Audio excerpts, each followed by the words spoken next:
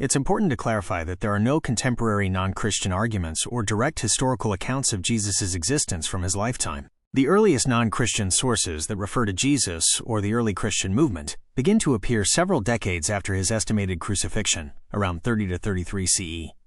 This absence of truly contemporary external sources is not unusual for individuals of Jesus' social standing in the ancient world, especially for someone who was not a king, emperor, or a major figure in Roman politics. Here's why. 1. Nature of ancient records. For most people in the 1st century CE, especially those from non-elite backgrounds in a distant Roman province like Judea, detailed contemporary records simply weren't kept by external parties. Public records tended to focus on Roman officials, military campaigns, or significant political events. 2. Initial size of the movement. The Jesus movement began as a small, localized Jewish sect. It only started to gain wider notice and become a subject of external commentary as it grew and spread, particularly into Roman urban centers several decades later. 3. Lack of Roman interest.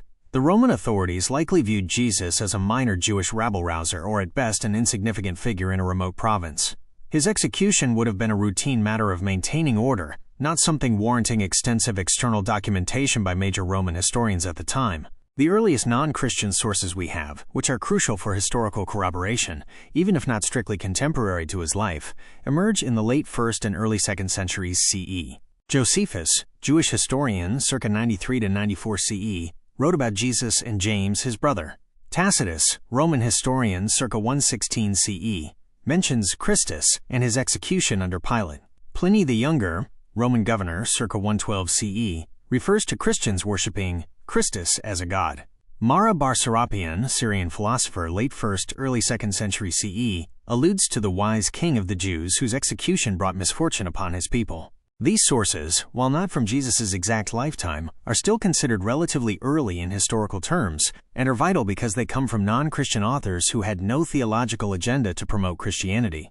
They indicate that by the late 1st and early 2nd centuries CE, the existence of Jesus and the movement he inspired was known and acknowledged even by hostile or indifferent external observers.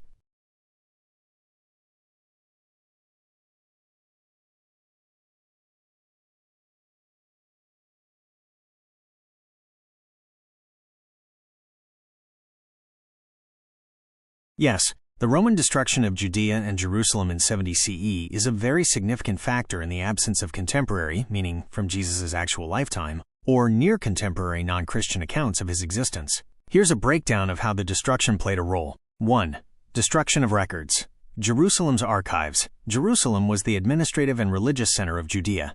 Any local records, legal documents, or community archives that might have existed and mentioned individuals like Jesus, or the nascent Jesus movement, would likely have been destroyed during the brutal siege and subsequent razing of the city. Private writings. Any personal letters, diaries, or other private writings that might have existed and mentioned Jesus by people within Judea would have been highly susceptible to destruction during the widespread warfare, displacement, and obliteration of towns and villages. 2. Disruption of society and population. Depopulation and exile. The war led to massive casualties, enslavement, and the dispersion of the Jewish population. Those who might have been witnesses or record keepers were killed, displaced, or lost their possessions.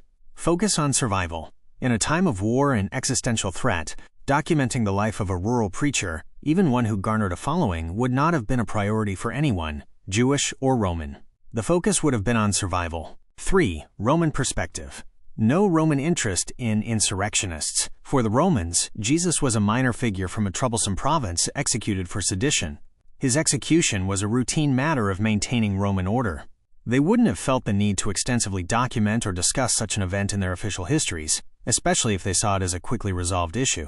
Lack of direct documentation for non-elites. Roman historians primarily documented emperors, major wars, senatorial decrees, and prominent figures.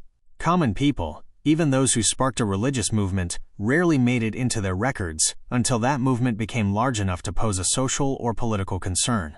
4. Early Christian community. Oral tradition.